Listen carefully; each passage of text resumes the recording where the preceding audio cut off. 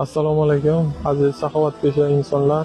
O'tib turgan jiyanimiz Komiljon o'tkir leykoz kasalligi bilan kasallangan va hamda ko'zlari ko'rmaydi. Shu kasallikni ketidan ayni kunlarda operatsiya bo'lishi kerak va bu operatsiyaga mablag' yetishmaganligi uchun operatsiyamiz ozroq kechikmoqda. Barcha saxovatpesha insonlarni yordam qo'llarini cho'zishlarini so'rab qolamiz. Ushbu jiyanimiz shu bolalar qatori maktabga chiqishni, do'stlar bilan o'ynashni xohlaydi. Keling, bu ishda barchamiz yordam qo'lini cho'zaylik.